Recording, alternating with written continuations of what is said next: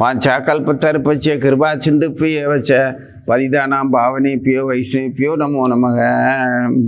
ओम अज्ञानतिमिरान्धस्य ज्ञानाञ्जनशलाकया चक्षुरुन्मीलितं येन तस्मै श्रीगुरुवे नमः। वासुदेवसुतं देवं कंसचाणूरमर्दनं देवकी परमानन्दं कृष्णं वन्दे जगद्गुरुं। गाद्यायनी महामाये महायोगिनी अधीश्वरी नंदगोपसुदम देवी पदिंदे गुरुदे नमः। ओम नमो भगवते वासुदेवाय। ओम नमो भगवते वासुदेवाय। ओम नमो भगवते वासुदेवाय। वाल्मीकि रामायणम சுந்தரகாண்டம். விடிந்தும் விடியாத காலை பொழுது.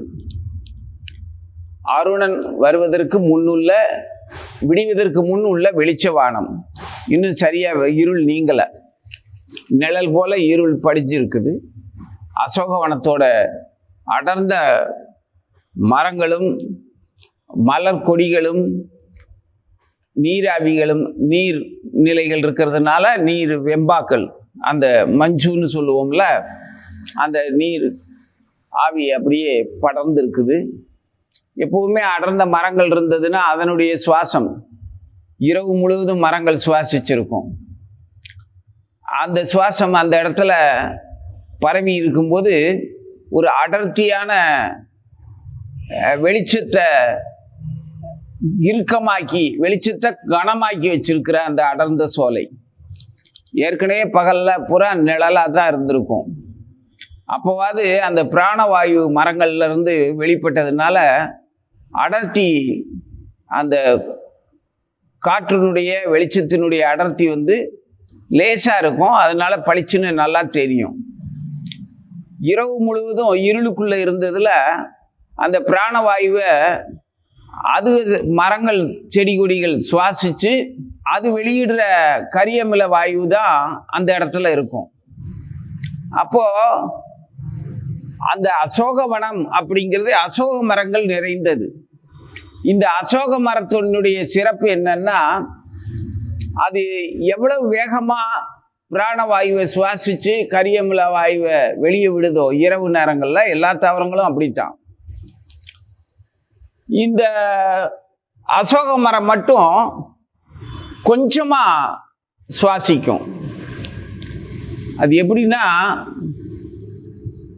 பண்புள்ள மனிதர்கள் நாம பார்க்கலாம், பெருமூச்சு விடுற அந்த வேலையை செய்ய மாட்டாங்க. பெருமூச்சு அப்படிங்கிறத நீங்க சின்ன பிள்ளைய வீட்டில் பெரியவங்க யாராவது உங்களுக்கு சொல்லி கொடுத்துருக்கலாம். இப்போ உள்ள தலைமுறைக்கு சொல்லித்தர தெரியுதா என்னன்னு தெரியல. இப்போ உள்ள தலைமுறைனா என்னுடைய வயசுக்காரங்களை நான் சொல்றேன். என்னுடைய வயதுக்காரங்க அவங்களுக்கு ஏதாவது தெரிஞ்சிருந்தாங்கன்னா, என்னுடைய வயதுன்னா உங்களுக்கு எப்படி தெரியும்? 50க்கு மேலே, 70 75ன்னு முக்கால் பகுதி முக்கால் நூற்றாண்டுகளை கடந்த ஒரு வாழ்க்கை வாழ்ந்துகிட்டு இருக்கிறவங்களுக்கு அந்த அடுத்த தலைமுறைக்கு இந்த பண்பை சொல்லி கொடுத்துருப்பாங்களான்னு தெரியல. கொஞ்சமாவது சங்கோஜப்படுவாங்க. எப்படின்னா, யாருடைய பெருமையவோ அல்லது அவங்களுடைய இயலாமையினால தளர்வா இருந்தாலும் ஒரு கடினமான வேலையை, அதாவது கட்டாயமா செய்தே தீர வேண்டிய வேலையை, அது பாசத்தினாலேயோ அல்லது கடமை நிமித்தமாகவோ இல்லை யாருடைய அதிகாரத்துக்கு கீழ்ப்படியணும் அப்படிங்கிற பிரியத்தினாலேயோ, நான் உன்னுடைய அதிகாரத்துக்கு கீழ்ப்படியணும்னு எனக்கு ரொம்ப பிரியமா இருக்கும்.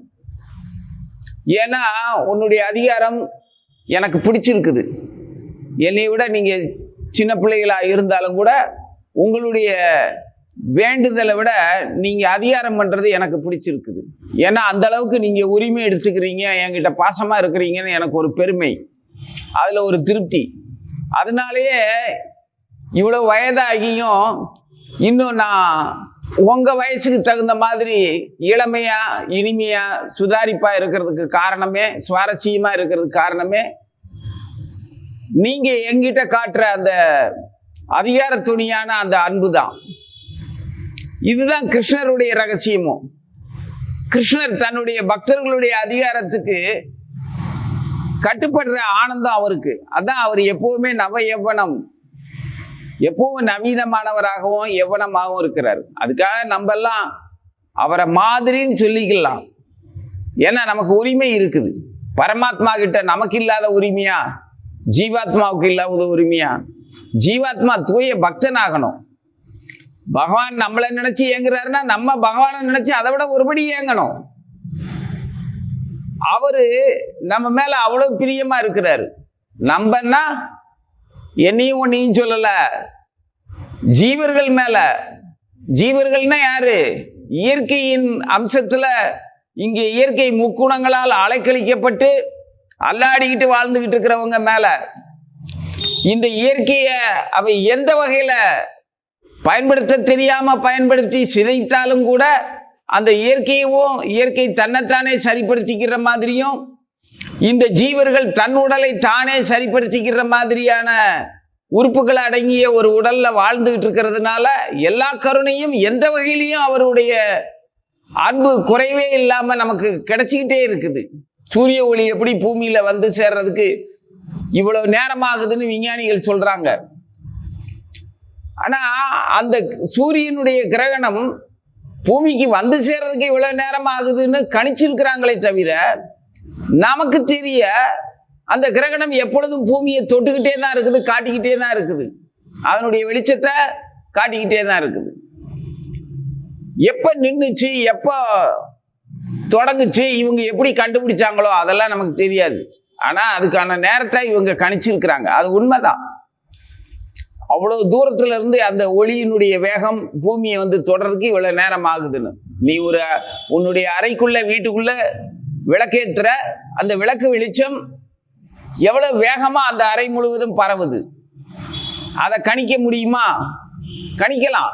அதுக்குன்னு விஞ்ஞானம் இருக்குது, அறிவாளிகள் இருக்கிறாங்க. அதே மாதிரி தான் ஒரு வெளிச்சம் பரவுற வேகம் ஒளியினுடைய வேகத்தை விட உன்னுடைய மனதோட வேகம் அதை விட பல மடங்கு அதிகம். அப்போ ஒளி வேகத்தை தான் மனிதர்கள் கண்டுபிடிச்சிருக்கிறாங்க, மனோவேகத்தை இன்னும் கண்டுபிடிக்க முடியல. ஏன்னா கண்டுபிடிக்கிறதுக்குள்ள மனதோட வேகம் அவ்வளவு வேகமா போயிருது, எண்ணங்கள் ஓடி போயிருது. ஆனா அந்த மனதை கொண்டவர்கள், அந்த மனம் கொண்ட மனிதர்கள் தங்களுடைய மனோவேகத்தை சுய கட்டுப்பாட்டுல நிலைத்த இடத்துல குவிக்கலாம். பகவானுடைய திருவடியில, பகவானுடைய லீலைகள்ல, பகவானுடைய நாமத்துல, பகவானுடைய முக லாவண்யம், அவருடைய அழகு ததும்பக்கூடிய அந்த முகத்துல நெற்றியோ கண்ணோ நாசியோ இதழ்களோ நாடியோ கண்ணமோ செவி குண்டலங்கள், அவருடைய கட்டியிருக்கிற அந்த தலையில சுருள் சுருளான கேசத்துக்கு மேல சுருண்ட அந்த தலைப்பாகை, அதுல இருக்கக்கூடிய மயிலிறகு, இப்படி அந்த அழகு முகத்தை கூட தியானிச்சாலும் போதும். மனோவேகத்துல அந்த பகவானுடைய முகம், திருமண்டல முகமோ அல்லது அவர் சரணம் காட்டக்கூடிய அந்த சரணத்திலேயோ, அவருடைய அழகான அந்த சரணம், அந்த கால் மாற்றி வச்சிருக்கிற அந்த அழகு, அதை மட்டும் தியானிச்சாலும் சரி.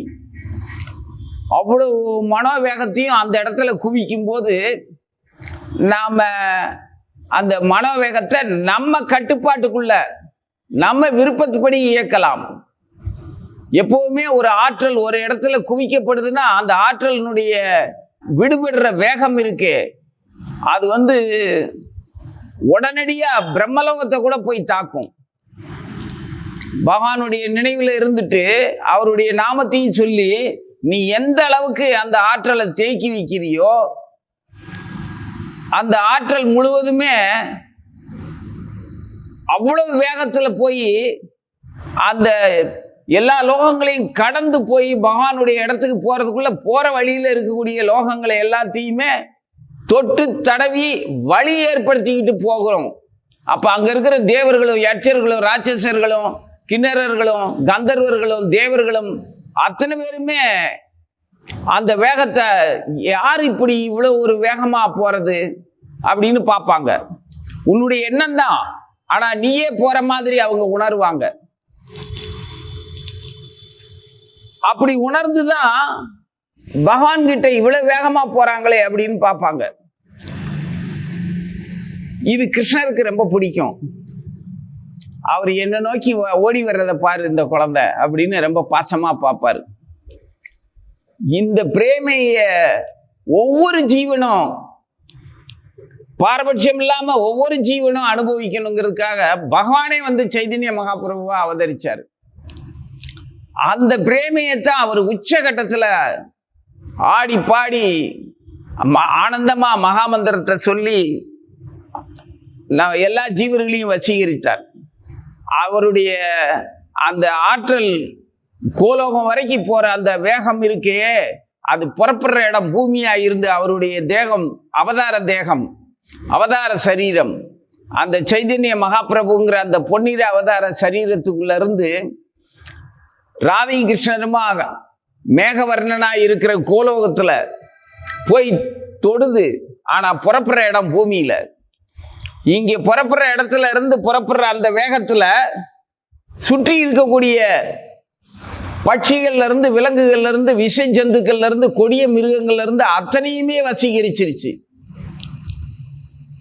அந்த அளவுக்கு அவருடைய அந்த நினைவாற்றல் பூரணமா இருக்குது.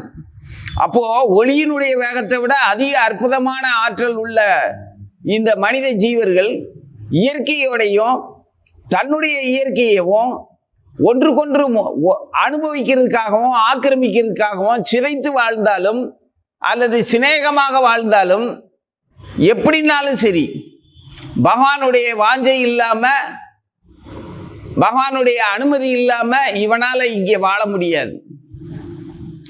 அப்படி அவர் அனுமதிக்காம இருந்தா வாழ்க்கைன்னு ஒண்ணு இல்லாம என்னவாகும்?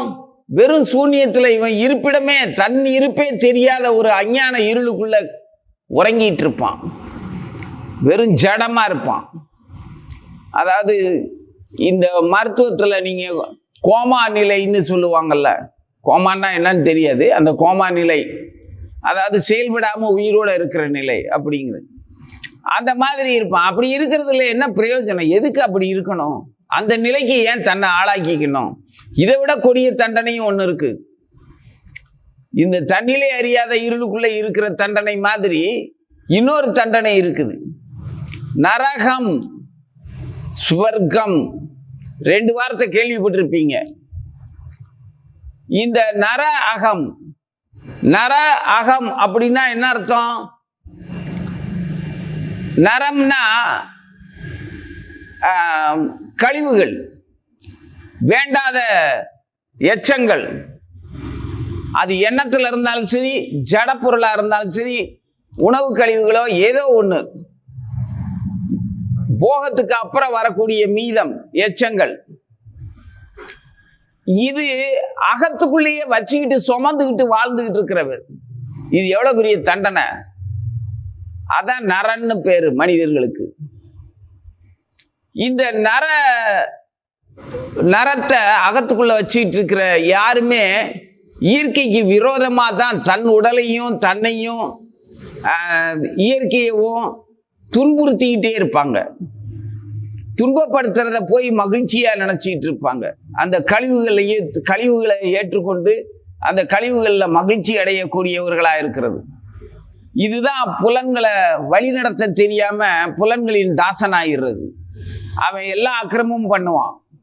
ஏன்னா அவனுக்கே அவன் நல்லவனா இல்லாதப்போ மற்றவர்களுடைய மற்ற ஜீவர்களுடைய நன்மையோ, செடி கொடிகளினுடைய மரியாதையோ, காற்றின் மரியாதையோ, தண்ணீரின் மரியாதையோ, பஞ்சபூதங்களுக்கும் எடுத்து அனுபவிக்கிற பஞ்சபூதங்களை தூய்மையா வச்சுக்கணுங்கிற மரியாதையோ இல்லாத அக்கிரமக்காரர்களா இருப்பாங்க.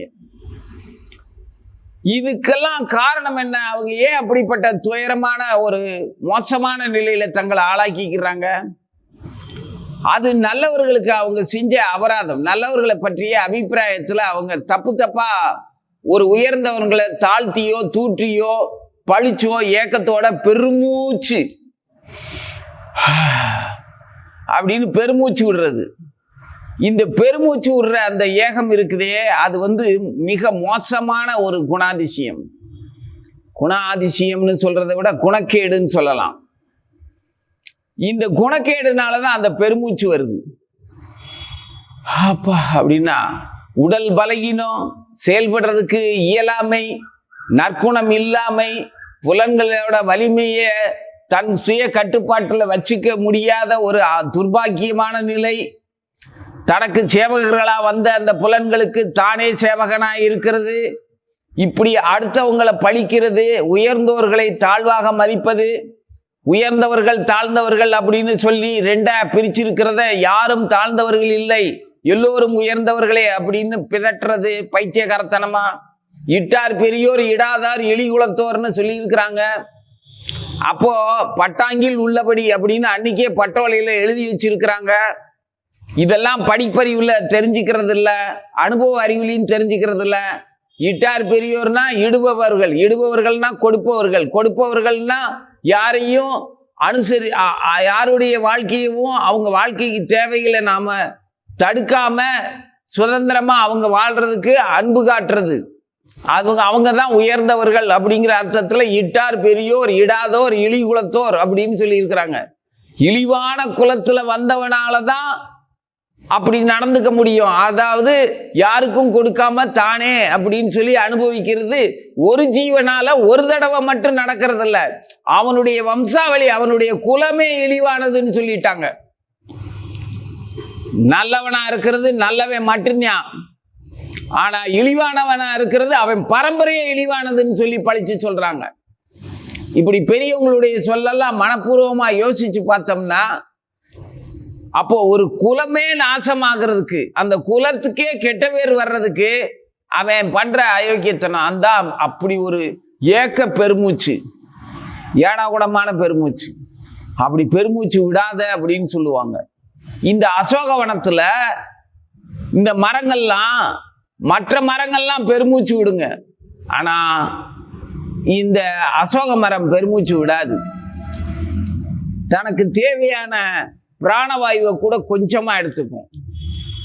மற்ற மரங்கள்லாம் இரவு முழுவதுமே பிராணவாயுவை பூரணமா எடுத்துக்கும், சங்கோஜமே இல்லாம எல்லா தாவரங்களும் எடுத்துக்கும். ஒரு சின்ன அற்பமான தரையில் இருக்கிற சின்ன இரு இலைகள் இருக்கக்கூடிய ஒரு செடி கொண்டு அப்பதான் முளைச்சி 3 இலை கூட விடலை, 2 இலை விட்டுருக்கும், அதான் முளைச்சி 3 இலை விடலைன்னு ஒரு கேலியா சொல்லுவாங்க. அது கூட தன்னுடைய தேவைக்கு பூரணமா கொஞ்சம் கூட கூச்சமே இல்லாம முழுசா பிராணவாயு எடுத்துக்கும். இந்த அசோக மரம் அப்படி எடுத்துக்காது. இத ராவணன் அதுக்கு ஒரு வனமே வச்சிருந்திருக்கிறான். அவன் தெரிஞ்சு வச்சானோ தெரியாம வச்சானோ, இன்னைக்கும் அப்படித்தான்.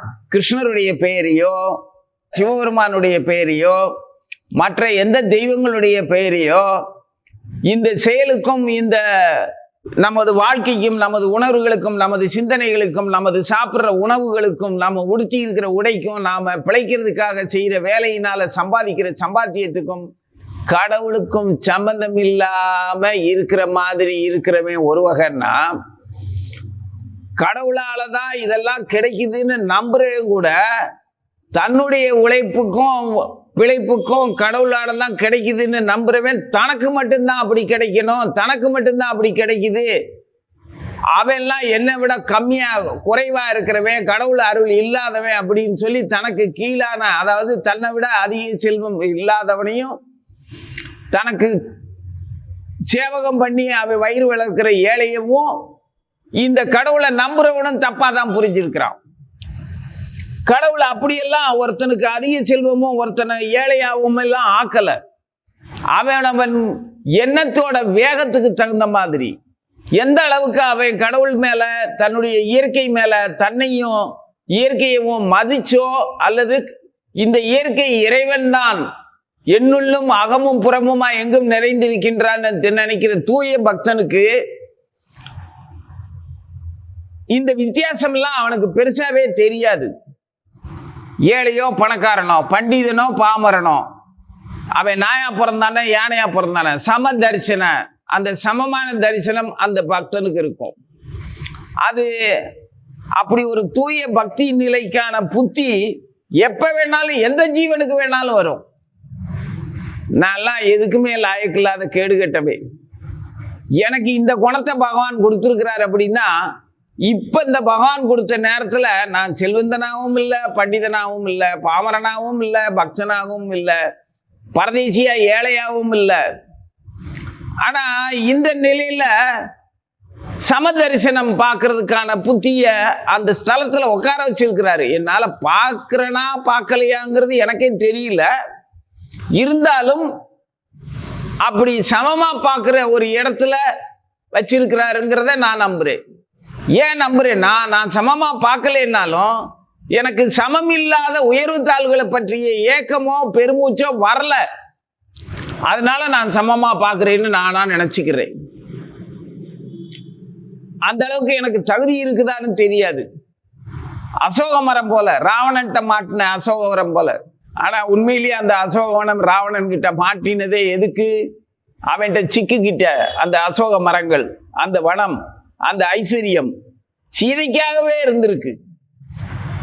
அவன் சீதையை வேற எங்கேயும் கொண்டு வைக்காம அந்த அசோகவனத்துல கொண்டு போய் வச்சிருந்திருக்கிறான். அவன் என்னதான் அயோக்கியனா இருந்தாலும், இறைவனை மதிக்காதவனா இருந்தாலும், இப்ப இருக்கிற மனிதர்களும் அப்படித்தான். நீ இயற்கைன்னு கூட நம்ப வேண்டாம், இறைவனும் நம்ப வேண்டாம்.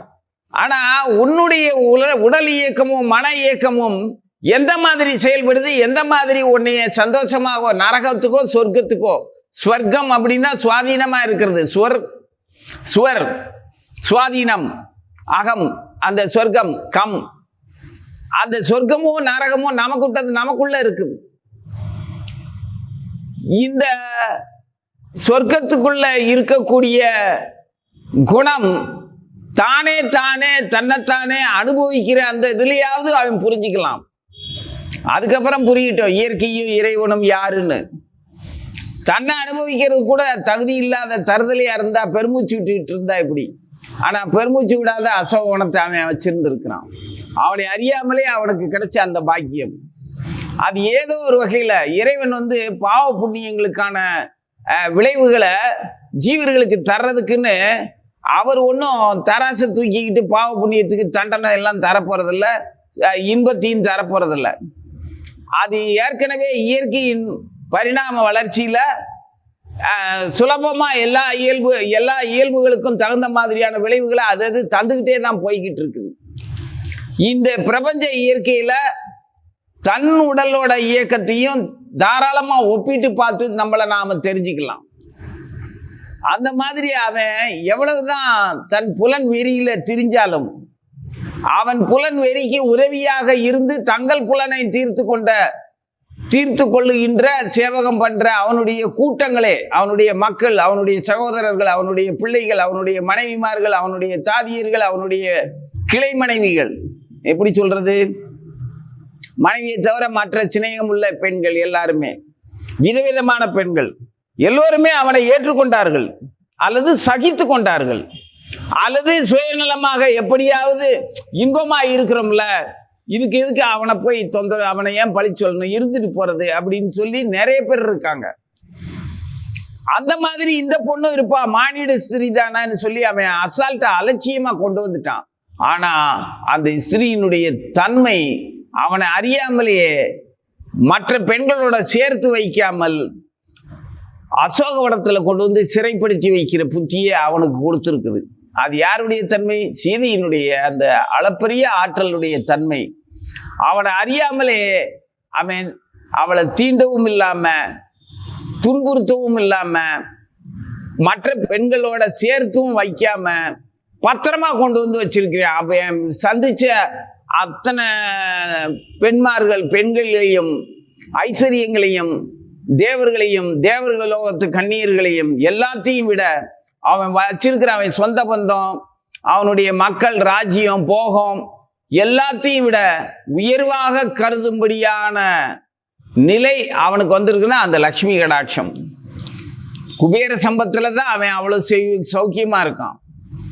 அந்த லக்ஷ்மி கடாட்சம் அவனுக்கே தெரியாம அதை அவ்வளவு உயர்வா மதிக்கிற புத்தி அவனுக்கு வந்திருக்குது. எப்படியாவது நீ எனக்கு இணங்கிடணும், நான் உன்னை விரும்புற மாதிரி நீ என்ன விரும்பக்கூடாதா அப்படின்னு சொல்லி துன்புறுத்துறான், கட்டாயப்படுத்துறான். யாரையுமே கட்டாயப்படுத்துறத, அவங்கள துன்புறுத்துறத விட, அடிக்கிறத விட, அவங்கள எந்த வகையிலையாவது சிறைப்படுத்துறதை விட, பட்டினி போடுறதை விட மோசமானது என்னன்னா, என்னோட விருப்பத்துக்கு நீ பணிஞ்சுதான் ஆகணும் அப்படின்னு அவங்கள விருப்பம் இல்லாம கட்டாயப்படுத்துறது. அதை விட பெரிய கொடுமை வேற எதுவும் இல்லை. இன்னைக்கு அதெல்லாம் சர்வசாதாரணமா செய்யறாங்க. கட்டாயப்படுத்துறவனும் நிறைய பெருகிட்டான்.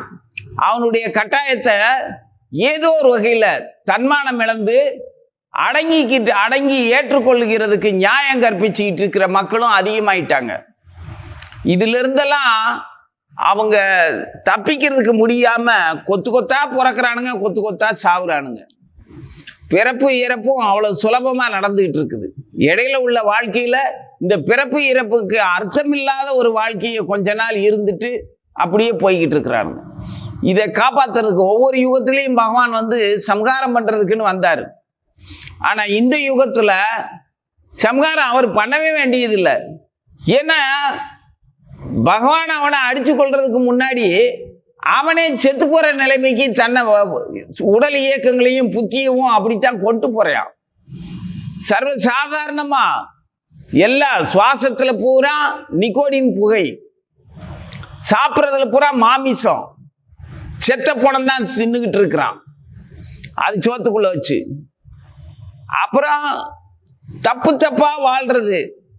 ஆண் பெண் பழக்க வழக்கங்கள்ல எந்த ஆணும் எந்த பெண்ணுக்கும் மரியாதை கிடையாது, எந்த பெண்ணும் எந்த ஆணுக்கும் மரியாதை தர்றதில்லை.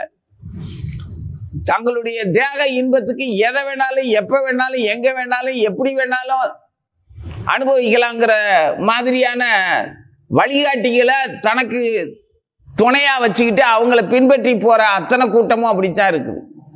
மிருகம் கூட அப்படி வாழல. ஒரு ஆடு கோழி மாடு கூட அப்படி கிடையாது. மனுஷன் இன்னைக்கு அப்படி வாழ்றான்.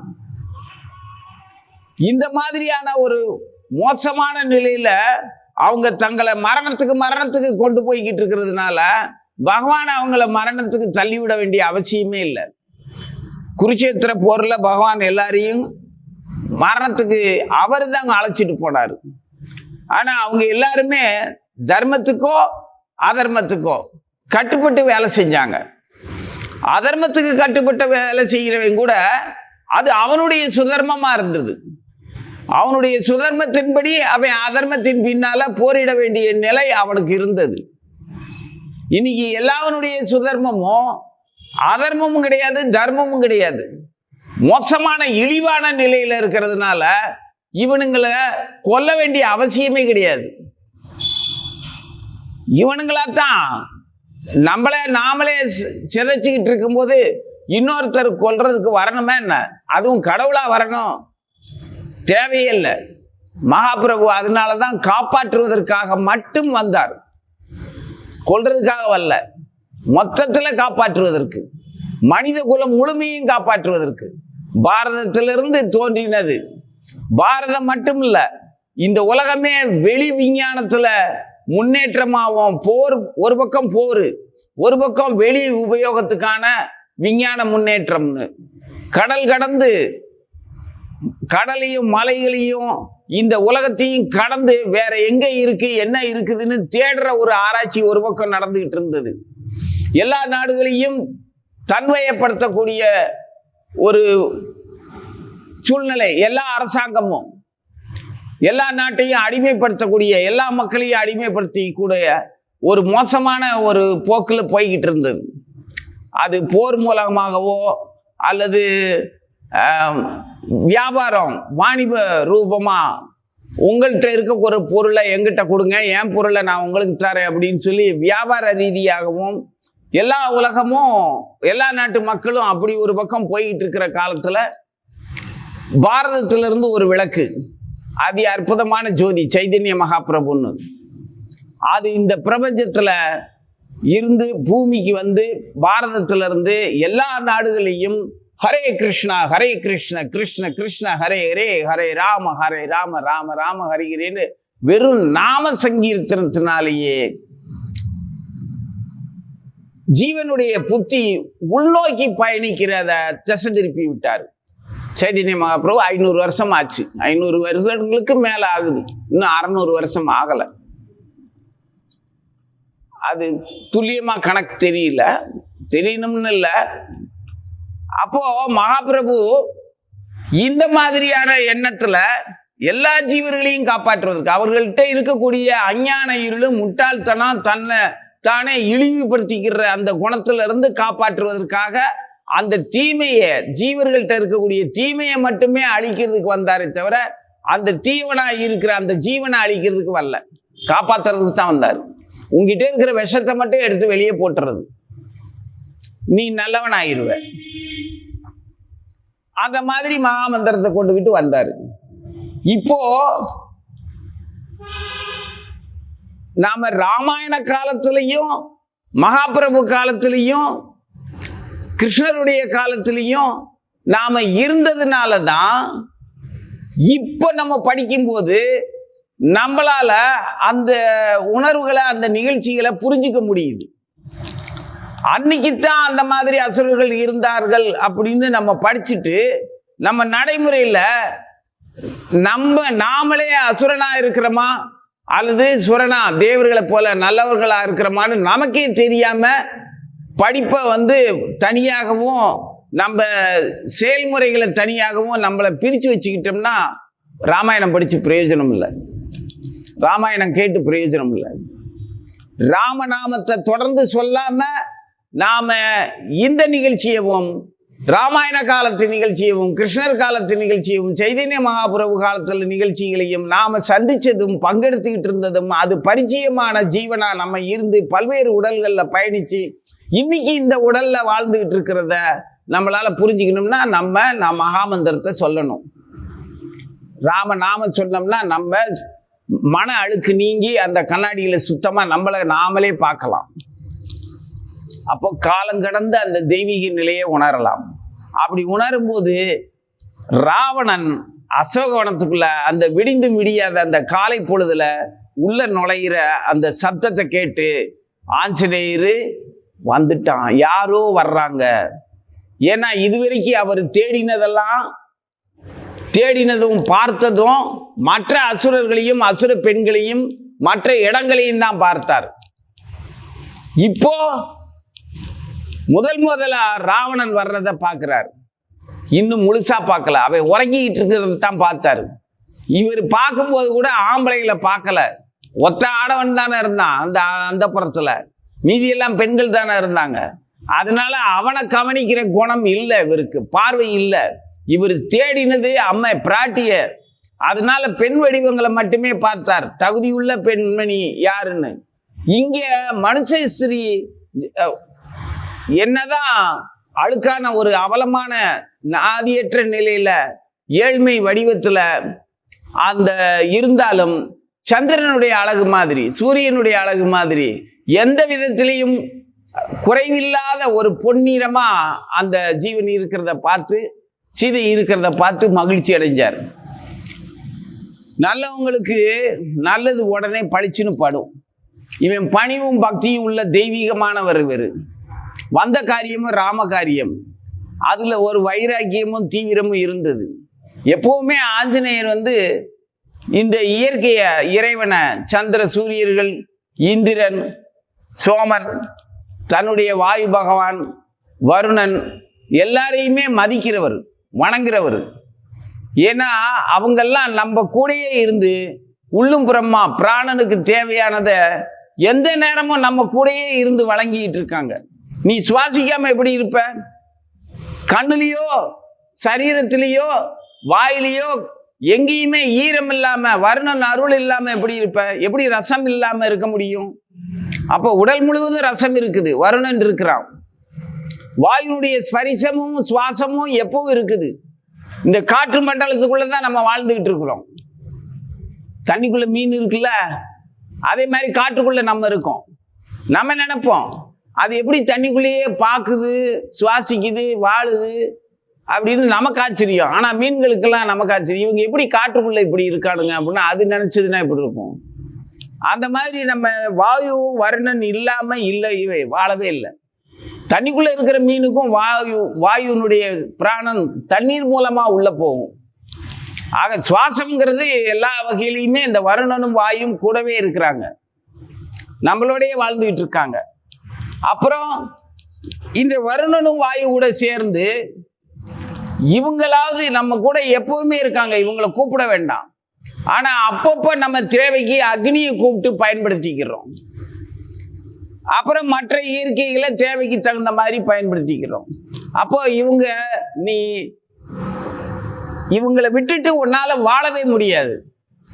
அப்போ அவங்கள நன்றியோடையும் சிநேகத்தோடையும் கூட இருக்கிற ஒன்னைய மறந்துட்டு நம்ம எப்படி கூட வண்டியிலேயே நீ வார கூட ஒருத்தருக்கு ஒருத்தர் மறந்துட்டு எப்படி போக முடியும்? அந்த மாதிரி இந்த வருணனையோ வாயுவையோ இயற்கையவோ இந்திரனையோ சந்திரனையோ நம்ம மறந்துட்டெல்லாம் வாழ முடியாது. மறந்து வாழ்றதுக்கு இல்லை, மறுத்தும் வாழ்வதற்கு இல்லை. அதனால அவங்களுக்கு எப்பவும் நன்றியோடையும் சிநேகத்தோடையும் பிரியத்தோடையும் நம்ம இருக்கணும். அதுகளை கெடுக்கக்கூடாது. கூட இருக்கிறவங்கள காற்றையோ எதையுமே கெடுக்கக்கூடாது.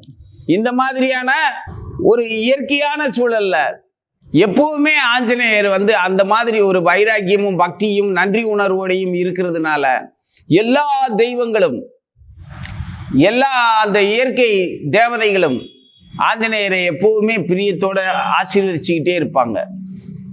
அப்போ ஆஞ்சநேயர்கிட்ட நாமளும் அவர் மேல பிரியமா இருக்கும்போது அந்த நன்றி உணர்ச்சி சகவாச தோஷம் யாரை எதை நீ அதிகமா விரும்புறியோ நினைச்சுக்கிட்டே இருக்கிறியோ அந்த தன்மை உனக்கும் வரும்.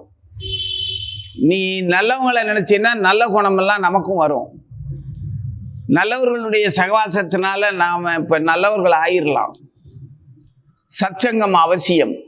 நல்ல சொற்களும் நல்ல வழிகாட்டியும் பாசமுள்ளவர்களுடைய உண்மையான பாசம், எந்த ஒரு பிரதிபலனும் எதிர்பாராத அந்த பாசம் உள்ளவர்களுடைய பார்வை பட்டாலே நாமளும் நல்லவங்கள் ஆயிடுவோம்.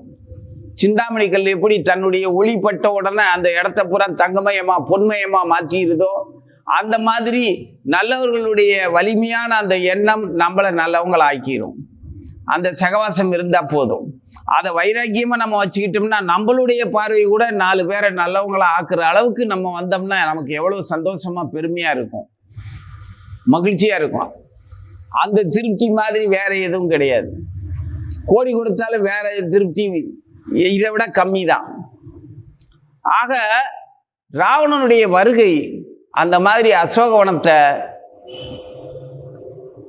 கலகலப்பாக்கி விடு. கலகலப்புன்னா களைத்து போக வச்சு, எப்படி ஒரு இந்த மின்சார தாக்குதல்ல நம்ம எப்படி அதிர்வோம், அது மாதிரி அவருடைய வருகை அந்த இடத்தோட சூழ்நிலையை, அசோகவனத்தினுடைய சூழ்நிலையவே மிரட்டலை ஆக்கி விட்டுருது.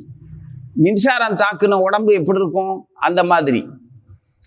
கலகலப்புங்கிறது மகிழ்ச்சி இல்லை, ஒரு களைப்பான ஒரு சூழ்நிலை, ஒரு இறுக்கமான சூழ்நிலை, அதிர்வலைகளை ஏற்படுத்துது. மரங்கள்ல இருக்கிற அசோக வனங்கள்ல இருக்கக்கூடிய அந்த அசோக மரங்களும் சரி, அதுல வசிக்கிற பறவைகளும் சரி, ஆஞ்சநேயர் முதற்கொண்டு இலைக்கு பின்னால ஒளிஞ்சிக்கிறாரு. இவன் வர்றதை பார்த்து ஒளிஞ்சது பயத்தினால அல்ல, அவனுடைய மோசமான அந்த அதிர்வலைகள்னால, எண்ணத்தினுடைய அலைகள்னால இவர் மிரண்டு போயெல்லாம் ஒளியல. அது தன்னை தொட முடியாத இடத்துல தன்னை பத்திரப்படுத்திக்கிட்டார்.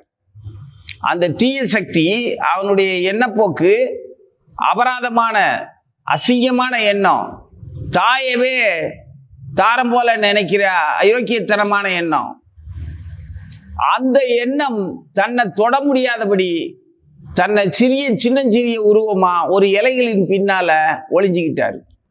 இதுக்கு காரணம் பயம் இல்லை, முதல்ல நம்மளை பாதுகாத்துக்கிறது. அதுக்கப்புறம் தீய சக்தியினுடைய வலிமையை பூரணமா தெரிஞ்சுக்கிட்டு அதை எப்படி கையாண்டா எப்படி அழிக்கலாம்ங்கிறது அது அப்புறம். முதல்ல நம்மளுடைய இருப்பை ஸ்திரமாக்கிக்கணும். நம்மளுடைய வைராக்கியம் குருவினுடைய சரணமே அப்படின்னு சொல்லி கெட்டியா பிடிச்சிக்கிட்டோம்னா எப்பேற்பட்ட அலக்களிக்கக்கூடிய புயல் மாதிரி வரக்கூடிய புலன் வேகமோ புத்தி கெட்டவர்களுடைய தாக்குதலையோ தாராளமா எதிர்த்து அழிச்சிடலாம்.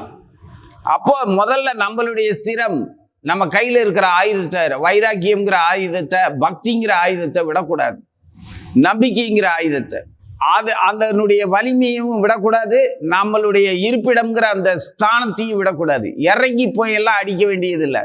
நாம இருக்க இடத்துல இருந்தா ஏறி வர்றவனை அடிச்சு தள்ளி விட்டா போதும். வலிய போய் சண்டை போடுறதுக்கு வேற வேலை இல்லையா நமக்கு? தேவையில்லாத வேலை. வரட்டும் பார்த்துக்கலாம், வா எங்க நீ என்ன தொடு பார்ப்போம் அப்படின்னு நீ இருக்கிற இடத்துல இருந்தேன்னா தைரியமா இருக்கும்ல. அந்த மாதிரி ஒளிஞ்சுக்கிட்டாரு. ஒளிஞ்சுக்கிட்டு பார்க்குறாரு. உள்ள வந்துட்டான். எப்படி வர்றியா? வேத கோஷங்களாலும் இனிய சுப்பிரபாத கீதங்களாலும் ராவணன் படுக்கையிலிருந்து எழுப்பப்பட்டான். எழுந்தவுடன் சீதையை நினைத்து கொண்டு அவளை வைத்திருந்த நந்தவனத்திற்கு கிளம்பினான். பரிவாரம் சூழ அந்தப்புறத்து நந்தவனத்துக்கு வந்தான். வாசனை வீசும் தீபங்களும் சாமரங்களும் குடையும் பிடித்து சென்ற பெண்கள் கூட்டத்திற்கிடையில் தானும் ஆபரணங்கள் போட்டு பரிசுத்தமான வெள்ளை உத்தரியையும் தரித்து கொண்டு கண்ணை கவரும் இரண்டாவது மன்மதனைப் போல ராவணன் வந்தான். வாயிலண்டை வந்த பரிவாரத்தின் கோஷமும் கூட்டமாக வந்த பெண்களின் பாத நூபுர ஓசையும் ஹனுமனின் காதில் விழுந்தன. கொஞ்ச நேரத்தில் ராட்சச மன்னன் வருவதை கண்டான். உடனே ஹனுமன் அடர்ந்த இலைகளுக்குள்ளே முன்னைவிட நன்றாக மறைந்து கொண்டான். ராவணன் சீதை இருக்கும் இடம் வந்தான். ராவணனுடைய பலமும் பராக்கிரமும் வீரியமும் தேஜஸும் அற்புதமாக காட்சி தந்தன. அவன் வருவதை கண்டவுடனே சீதையின் தேகம் சுருங்கி போய்விட்டது. பெருங்காற்றில் வாழை மரம் நடுங்குவதைப் போல் நடுங்கினாள். ஸ்ரீராம் ஜெய ராம் ஜெய ஜெய ராம் ஓம் ஸ்ரீராம் ஜெய ராம் ஜெய ஜெய ராம் ஓம் ஸ்ரீராம் ஜெய ராம் ஜெய ஜெய ராம்.